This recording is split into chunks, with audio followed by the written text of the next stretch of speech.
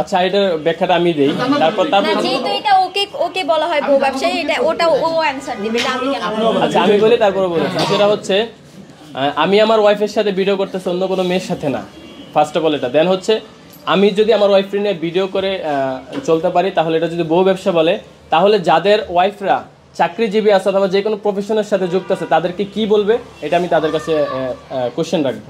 এক হিসেবে আমি সাকিব খানকে ফলো করি, বাংলাদেশের সুপারস্টার সাকিব খান। জান্নাত আপু, মানে আপনার পাশে যে নায়কটা দাঁড়ানো আছে তাকে কি আপনি সাকিব খানের মতো দেখেন কিনা?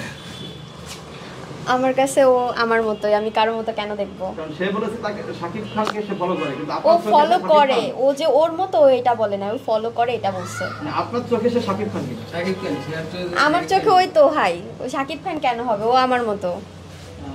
তো ভাই কাছে কি বলছো, সে তো আপনার নায়িকা, আপনি সোশ্যাল মিডিয়াতে কাজ করেন, প্লাস একটা মিউজিক ভিডিও করেছেন, তাকে আপনি কোন নায়িকার মতো দেখেন? তাকে আমি সব নায়িকার উপরে দেখি, সে আমার নায়িকা।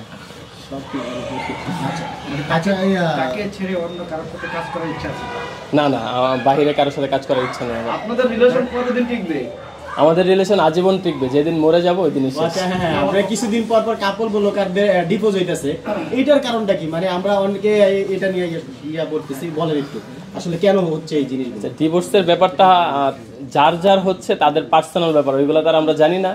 তবে এতটুকু আমরা বলতে পারবো যে আমরা একসাথে আছি, আজীবন থাকবো। অনেকে তো বলতেছে আপনাদের কিছুদিনের ভিতরে হয়তো হয়ে যাবে এরকম একটা কিছু। পাবলিক বলবে, পাবলিকের জন্য কমেন্ট বক্স উন্মুক্ত আছে, কারো মুখ ধরে নেই, যে যার মন চায় বলতে পারবে, যা মন চায় বলতে পারবে, সমস্যা নেই, ওপেন। আসলে লায়লা মামুনের ব্যাপারটা সম্পূর্ণ আলাদা, তাদের মতো হওয়ার কোনো চান্স নেই, এক কথায় কোনো চান্স আর নেই। ছাড়াছাড়ি হবে না, মামলার বিষয়টা তো পরে। আচ্ছা, সাম্প্রতিক আমরা জানি যারা বিশেষ করে কাপল ব্লগিং করে তাদের বউ ব্যবসায়ী বলা হয়। তো যারা বউ ব্যবসায়ী বলে, হ্যাঁ, তো তাদেরকে আপনি তাদের উদ্দেশ্যে কি? আচ্ছা আচ্ছা, আমি যদি আমার আচ্ছা এটার ব্যাখ্যাটা আমি দেই, তারপর যেহেতু এটা ওকে ওকে বলা হয় বউ ব্যবসায়ী, এটা ওটা ও অ্যানসার দিবে, এটা আমি কেন বলবো? আচ্ছা আমি বলি তারপরে বলি। সেটা হচ্ছে আমি আমার ওয়াইফের সাথে ভিডিও করতেছি, অন্য কোনো মেয়ের সাথে না, ফার্স্ট অফ অল এটা। দেন হচ্ছে আমি যদি আমার ওয়াইফ নিয়ে ভিডিও করে চলতে পারি, তাহলে এটা যদি বউ ব্যবসা বলে, তাহলে যাদের ওয়াইফরা চাকরিজীবী আছে অথবা যে কোনো প্রফেশনের সাথে যুক্ত আছে তাদেরকে কি বলবে, এটা আমি তাদের কাছে কোশ্চেন রাখবো। আপনার কাছে জানতে চাই এই বিষয়টা বলবেন।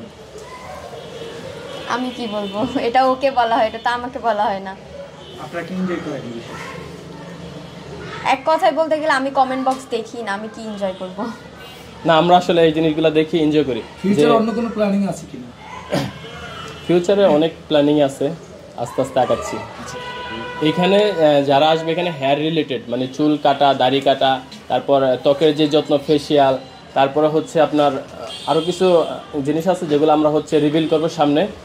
ওইটা আমি চাচ্ছি একটু হাইট থাকুক, সবার জন্য সারপ্রাইজ থাকবে, আমরা ডিফারেন্ট কিছু করবো, ডিফারেন্ট কিছু নিয়ে আসবো মিরপুরে। ডিসকাউন্ট থাকবে কিনা? অবশ্যই ডিসকাউন্ট থাকবে ইনশাআল্লাহ, আল্লাহ চাইলে হব, আল্লাহ চাইলে যে কোনো কিভাবে কেমনে কি আমাদের জানা, সবাই আপনাদের এটা দেখতে। এটা তো আমাদের কোনো প্ল্যানিং নেই, উপর আল্লাহর হাতে, আল্লাহ তাআলা যখন চাইবে তখন। বিয়ে তো অনেক দিন হয়েছে, 4 বছর হয়েছে মাত্র, 4 বছর হয়েছে, আর আমরা এখনো ছোট, আর একটু বড় হই। আর একটু বড় হলে বাবা হবে। হ্যাঁ, আচ্ছা ঠিক আছে। আচ্ছা যাই হোক, মানে আপনাদের মতো মানে অল্প সময়ে কিভাবে সফলতা পেয়ে মানুষের বিজনেস করতে পারবে, অথবা এই যে ভিডিও তৈরি করে সফলতা পাবে, এটা একটু যদি বলতেন, যারা ছোট ইউজার নতুন শুরু করতে। তো এইটার জন্য হচ্ছে যারা ধরেন অনলাইনে আসতে চাচ্ছে, তারা কাজ করতে হবে। দেখা যায় কিছু মানুষ 1-2 মাস কাজ করে, ভিউ পায় না, তো সেক্ষেত্রে অনেকটা ডিপ্রেসড হয়ে যায়, যে আর কাজ করা বন্ধ করে দেয়। তো তাদের উদ্দেশ্যে আমার কথা থাকবে যে আপনারা অলওয়েজ কাজ করেন। যখন আপনি একটা পরিচিতি পাবেন, সোশ্যাল মিডিয়াতে আপনার নাম ডাক থাকবে, ইনকাম হবে, তখন কিন্তু আপনি ইজিলি পাচ্ছেন। কিন্তু এর আগে যে কষ্টটা করতে হবে, এটাই হচ্ছে মেন।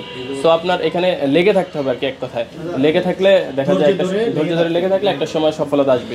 আচ্ছা, আমি ভাবির কাছে যাব। ভাবি, আপনাদের সেলুনের নামটা কি দিছেন আগে সেটা বলুন। The royal salon.